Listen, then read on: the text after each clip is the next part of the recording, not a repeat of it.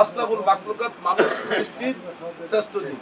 লালন বললেন মানুষ ছাড়া খেপারতি মূল হারাবি, মানুষ বজলেই। জালালউদ্দিন খাঁ বলেছেন মানুষও রতন করো তারে যতন, যারে তোমার মনে চাই ওরে। তাই তো এই কথার পিছনে বিশাল হাকিকত, এটা আমরা গবেষণা করে দেখেছি। হ্যাঁ বলতেছি, আমি ক্লিয়ার করে দিচ্ছি। মানুষ ছাড়া খেপারতি মূল হারাবি। এই সমাজের ভিতরে আপনারা সকলে ভালো, আমার কাছে সৃষ্টি, আল্লাহর সৃষ্টি নিরাপদ না। আমি এখনো মানুষ হইতে পারি না। আমার মা বাবা আমার কাছে নিরাপদ। আমি ওলি আল্লাহ মানি, নবীজিকে দাঁড়ায় সালাম দিতে জানি, আমি তো মানুষ। আমি নবীজির দুরূদ পড়লে বেদাত বলি, আমিও তো মানুষ। এই মানুষ বোঝার জন্য কিন্তু লালন সাইজি বললেন নিচের অন্তরে গিয়ে দেখো, মানুষে মানুষ গাতা, দেখতে যেমন আলোক পোতা, বুঝে শুনে জেনে বুঝে নোয়াও মাথা যাতে তুমি। অর্থাৎ ওই মানুষের কথা বলেন, যাই না বুঝা তুমি মাথা নত করো। ওই মানুষটা হয়েছে, কোরআনের মধ্যে 3 প্রকার মানুষ আছে। নাস একটা মানুষ, ইনসান একটা মানুষ, বাশার একটা মানুষ। নবীজি বলেন আনা বাশারুম মিসলুকুম, সম্ভবত সূরা কাফের 110 নম্বর আয়াত। আনা বাশারুম মিসলুকুম, আমি তো তোমাদের মতোই একজন মানুষ। কত রঙে নমুনা মানুষ। ভক্তের কাছে তার গুরু রঙে নমুনা মানুষ। ভক্ত কোনোদিন গুরুকে হাকিকতে সাধারণ মানুষের মতো মানুষ মনে করতে, ওই মানুষ ভক্ত যখন ভজনা করবে সেই শোনার মানুষ হবে।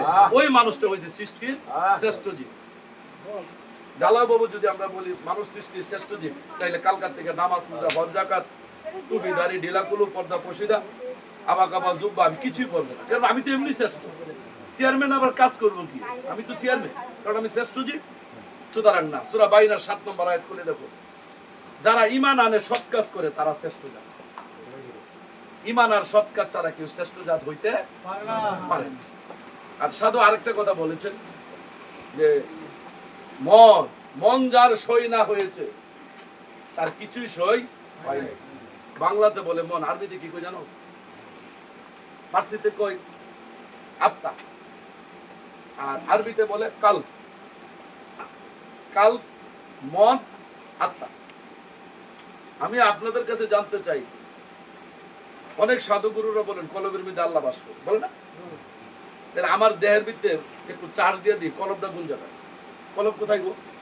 বলেন, সমস্যা নেই, যে যেভাবে জানেন এভাবে বলেন। কলব কোথায়? বাম স্তনে। এই যে সাধু আমাদেরকে ভুল ব্যাখ্যা দিচ্ছে, এত বড় ভুল ব্যাখ্যা এই সুর সমিতি থেকে শুনে আসছে। 95% বলে বাম স্তনের 2 আঙ্গুল নিচে কাল। আচ্ছা, এই মুহূর্তে যদি আল্লাহ আমাদের মধ্যে উদয় হয়, এখানে যদি আল্লাহ আসে, আপনারা কি উঁচু জায়গাতে বসতে দিবেন না নিচু জায়গাতে বসতে দিবেন? আমার বডির উঁচু জায়গা কোনটা? কি বুকটা? যেখান থেকে আমার বডিটা পাহারা দেয়। আমার বডিতে মশা যদি বসে, আপনারা যদি কেউ আঘাত করেন, আমি কোন জায়গা থেকে টের পাই? হাতের থেকে না মাথার থেকে? এই কথায় প্রমাণ করে স্রষ্টা যেখানে থাকে সেখান থেকেই তোমার টের পাইবা। স্রষ্টা যেখানে না থাকে এখান থেকে তুমি কোনো কিছু পাহারা দিতে পারো না। যেখানে স্রষ্টা থাকে ওই জায়গা দিয়ে তোমার পাহারা দিতে হবে, কারণ মাথার মধ্যে থাকে স্রষ্টা। কাল, কোরআন আসছে সুদূর, আরবিতে বলে সুদূর মানে উপরে। তাহলে আমরা কোরআন গবেষণা করলে পাই আল্লাহ হয়েছে উপরে, আরশে আজিম। দুনিয়ার জগতে আরশে আজিম বুঝি আমরা আসমানের উপরে, বডির আরশে আজিম হয়েছে মাথা। তো আল্লাহর বাড়ি হয়েছে আরশে আজিম। তাহলে আমি কেন আল্লাহ রে বাম স্তনের 2 আঙ্গুল নিচে নিয়ে বসাবো? ঘটনা কি? এখন আসেন আমি দেখি এই কথাটা লজিক দিলাম আর যুক্তি দিলাম। আসেন আমরা কোরআনে ঢুকি। সূরা কাফের 16 নম্বর আয়াত খুলে দেখুন। নাহনু আকরাবু ইলাইহি হাবলিল মিন ওয়ারিদ। প্রত্যেকটা মানুষের গাড়ের সাহারবের নিকটে আল্লাহর অবস্থান। তাহলে গাড়টা কোনটা? এটা। রডটা কি বাহিরে না ভিতরে? তো এটার কাছাকাছি যদি আল্লাহর অবস্থান নয়, মাথাটা কাছে না বুকটা কাছে? তাইলে কাল বলে উপরে মাথাটা, যেহেতু কাছাকাছি কইছে, তা আমি দূরেরটা যাই কেন? আমাদেরকে কিছু কিছু সাধুগুরুরা গবেষণা না করে ভক্তদেরকে এই শিক্ষা দিয়েছে। আমার স্ত্রীর সাথে আমি কথাবার্তা বলি, আমার বাচ্চা এখান থেকে দুধ খাচ্ছে, আমার এখানে আকর্ষণ আছে। যেখানে আল্লাহ থাকে সেখানে এই ধরনের কোনো কাজ কারবার হইতে পারে না। আল্লাহ এমন জায়গা থাকে যে জায়গাটা হইলো সুদূর উপরে, আরশে আজিম। দুনিয়ার জগতে যেমন আরশে আজিম উপরে মনে করি, আমার বডির মধ্যে আরশে আজিম হয়েছে আমার মাথা, আর মাথাটা হয়েছে কাল, সেখানে বাস করে আল্লাহ। আর এই দেহটা পাহারা দেয় এই মাথার দিকে, এই পাহারা দেওয়াই প্রমাণ করে কাল্ব হয়েছে আমার মাথার ভিতরে, সুতরাং নিচে কালবার হইতে পারে না। এখন আপনি বলেছেন মন কিভাবে সই করবে? মন সই করতে যদি আমরা আদম সন্তান, আমাদের আদি বাবা যদি মন যেভাবে সই করছে আমরা এইভাবে করবো? কেউ আমাদের মূল স্টেশন যেখানে কালটা দেখতে কেমন, রূপটা কি? রূপটা আপনার মতো, যেমন আপনি আমার ছায়া কথা কইতেছেন এই আপনার মতো নই। আর আপনি যদি আমাকে প্রশ্ন করেন আমিও আপনার মতো নই। এই জন্য বলেছে সূরা বাকারার 115 নম্বর আয়াত, তোমরা যেদিকে তাকাও সেদিকে আল্লাহর চেহারা। এই জন্য আল্লাহ আল্লাহর পরিচয় দিতে গিয়ে যাইতাছি আরেকটা দুইটা কথা কই আবার আল্লাহ আল্লাহর পরিচয় দিয়েছে। আমরা ইংলিশে বলি হোয়াট ইজ ইউর নেম, তোমার নাম কি? My name is Sadek. তা আমি আমার নাম ইংলিশে বলেছি মাই নেম ইজ সাদেক, আমার নাম সাদেক। আল্লাহ এই কথা বলেন নাই কোরআনে। আল্লাহ বলেছেন কুল হুয়াল্লাহু আহাদ, এক বলেন না। ওহিদ শব্দের অর্থ এক। কুল হুয়াল্লাহ কি ওহিদ না আহাদ? আহাদ। আহাদ কথার অর্থ কি? একক। অনেকগুলি এককের ভিতরে তার একের সন্ধান পাবে। তুমি চলে যাও ভান্ডারি দরবার, একজন গুরু ধরেছ, এই চেহারা বিশ্বের মধ্যে আর কোন চেহারা নাই, তুমি ওই গুরুর চেহারাকে এক আল্লাহ বিশ্বাস করে সেখানে সাজদা ভক্তি করো। এই জন্য আল্লাহ এক বলে না। যদি আল্লাহ বলতো কুল হুয়াল্লাহু আহাদ, আল্লাহ এক, তো আল্লাহ এক রূপে যদি ভান্ডারি যাইতো সারা দেশের মানুষে আল্লাহর দেখতো গিয়ে পারা বলে মানু আর মন। সুতরাং তুমি এককের ভিতরে ভক্ত যখন এক সিদ্ধান্ত করে নিয়েছে আমার গুরু, তখনই আল্লাহ বলে এই চেহারার সম্মত আর কোন চেহারা নাই। তাইলে ভক্তের কাছে তার গুরুর চেহারাটাই হইল আল্লাহর চেহারা। যেহেতু সূরা আহজাবের 172 নম্বর আয়াতে আল্লাহ পাক বললেন আসমান জমিন পাহাড় দরিয়া পর্বত সমুদ্রকে আমি আমানত দিতে চাইলাম, আমার আমানত কেউ নিতে রাজি হইল না, শুধু একমাত্র মানুষ আমার আমানত নিয়েছে। আজকের বাজারে অনেক সাধু গুরুর কাছে যাই, জিজ্ঞেস সাধু আমানত কি গো? ও আমানত, আমানত হইল দেহের ভিতরে যে রতি আছে, রতি আমানত।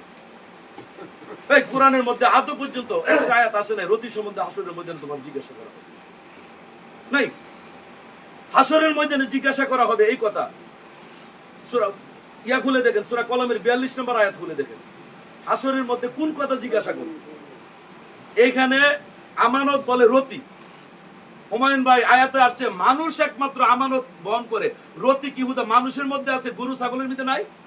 তাহলে এখানে গরু ছাগলের কথা আয়াতে উল্লেখ নাই, বলা আছে কি শুধু মানুষের। তাইলে একটি মানুষও বাদ যাবে না, প্রত্যেকটি মানুষের কাছে আল্লাহর আমানত থাকতে হবে। যদি আয়াত, তাইলে রতি মতি এগুলি আমানত না। যদি আমানত হয় আয়াতে আসছে মানুষকে আমি একমাত্র আমানত দিয়েছি। এখানে যেহেতু মানুষের কথা বলা আছে, যে আমানত মানুষের মধ্যে আছে পশুর মধ্যে আছে, এটা আল্লাহর আমানত হইতে পারে না, যেহেতু আল্লাহ বলেছে মানুষকে আমানত দিয়েছি। আমি আর সাধুর জিজ্ঞাসা কোরআন আমানত, এই কোরআন তো মুসলমানের ঘরে আছে, কাফেরের ঘরে কি কোরআন আছে? তো কাফের কি মানুষ না? তাহলে এক কেন আল্লাহর আমানত আছে আরেক কেন নাই, এটা কোনো আল্লাহর আমানত হইতে।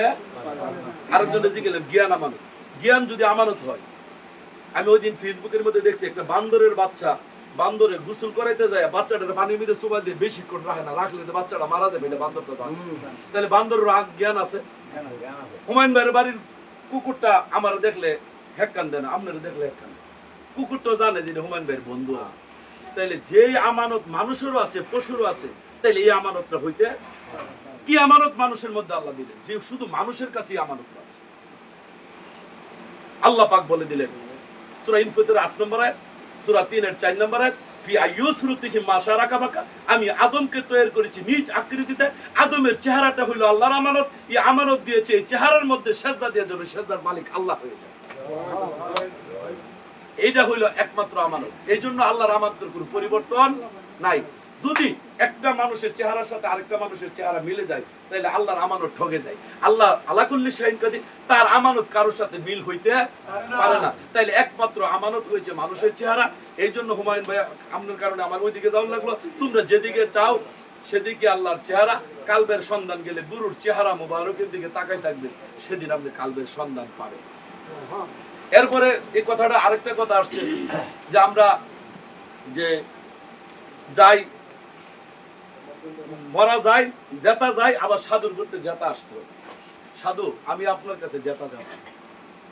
জেতা কারে গো? সুদ ঘুষ বাটপারি জিনা বদমাশি লুচ্চামি, আমার কাছে কোনো কিছুর অভাব নেই, আমি তত্ত্বটা জেতা। যেদিন আপনার দর্শনে যাব, আপনার রঙে রঙিন যেদিন হয়ে যাবে, যেদিন গুরুর চরিত্রবান হয়ে যাবে, যেদিন গুরুর নূরে নূর তাজাল্লি হয়ে যাবে, যেদিন গুরুর চেহারার দিকে তাকাই আমি আল্লাহ বিশ্বাস করব, সেদিন গুরুর আদর্শবান যখন হয়ে যাব, গুরু যেইভাবে লেনদেন করে আমি সেইভাবে লেনদেন করব, গুরু যেইভাবে আমি সেইভাবে ঘুমাবো। গুরু জীবনে সুদ খাই না, আমিও সুদ খাবো না। গুরু অন্যের মাথায় বাড়ি দেন, আমিও বাড়ি দিব না। ওই বক্তটা যখন যেটা অবস্থায় গুরুর কাছে যায়, গুরুর সন্ধানে যখন গুরুর চরিত্রবান হয়ে যায়, সেটা মৃত্যু হয়ে বাড়িতে আসে। জেতা যা মরাই।